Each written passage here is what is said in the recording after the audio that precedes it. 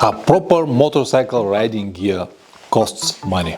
In this video, I'm gonna tell you what you have to look for when you finally decided to buy it. So if you have nothing to do, grab your favorite drink and stay with me.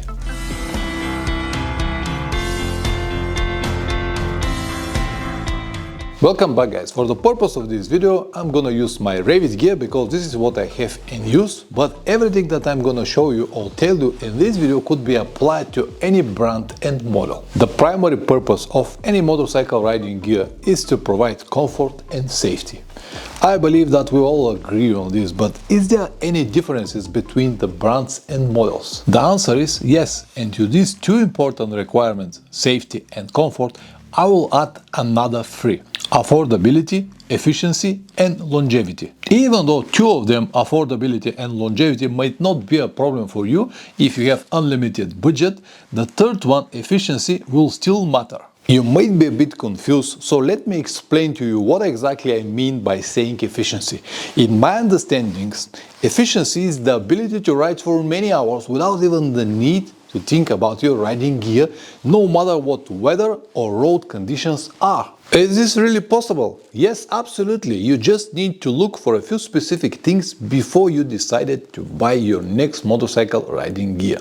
Number one, knowing what it will be used for. Weekend rides, short trips in a good weather, or traveling around the world. The answer will determine what exactly you need and will limit the choice to a few possible models. Summer mesh jacket, multiple layers, or Gore-Tex. Each one of them has some pros and cons, and knowing what it will be used for should be enough to pick exactly what you need.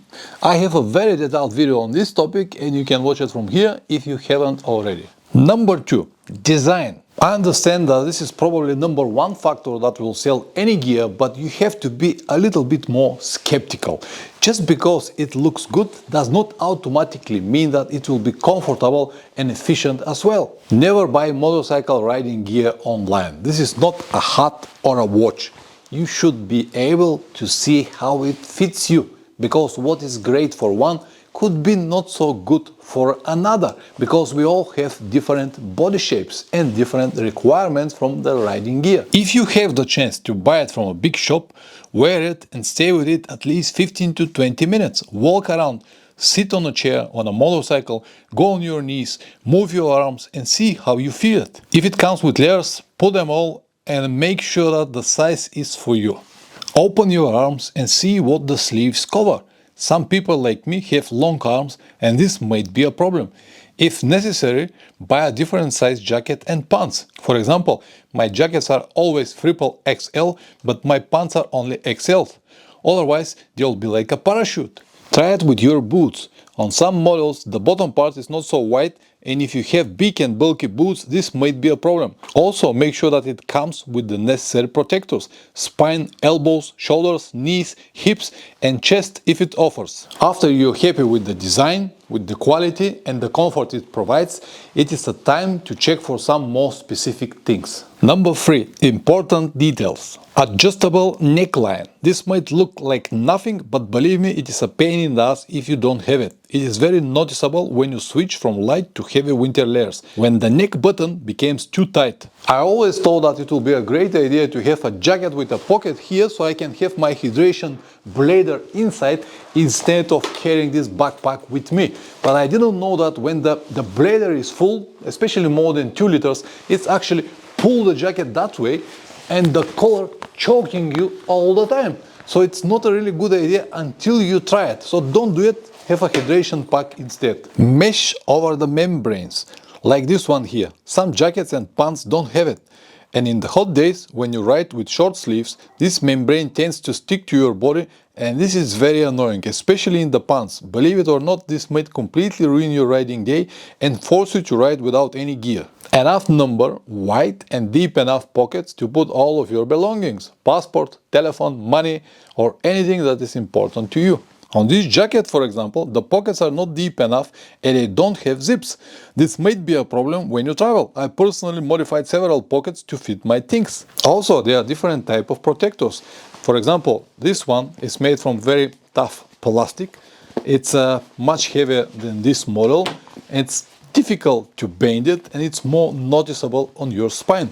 This one is very light, it has holes on it so the air could circulate over it. Large zips, they are more durable and the chances of jamming or blocking or getting out of lanes will be way less. Flexible parts around the knees or elbows for better comfort, especially on the long riding days. This will release the constant push from the protectors and it will help you to ride for many hours without any problems. Number 4. Ventilation. Unless you plan to ride only on the cold days, the ventilation is probably one of the most important elements of the gear, after protection of course, that you have to be very careful with. The design of the ventilation will play a key role in your comfort, especially on long trips where the weather may change many times per day. Many people will say that they prefer to have only light gear, white, because of the hot days, because of the temperature and stuff like that. But I honestly don't want to have any white gear anymore, because have a look how it looks like. It doesn't matter how hard you're trying, you cannot clean it anymore. If I compare it with this model that is gray and black, this one looks much better to me. That's why, even though it might be a little bit hotter, I prefer to have dark colors. Back to the ventilation. Make sure that the gear has more than enough ventilation pockets to provide the necessary airflow to your body. Otherwise, in the hot days, you will overheat very fast. And as I said before, this might force you to remove the gear and ride on t-shirt. The best will be if the number of the vents is equal on both sides, front and rear, so the air could easily go through the gear, providing the necessary ventilation. Number 5. Waterproof design of the vents. This is one of the most critical moments that most of the manufacturers underestimate. It is easy to make a good ventilation, but it's not so simple to make it waterproof, especially on the Gore-Tex models.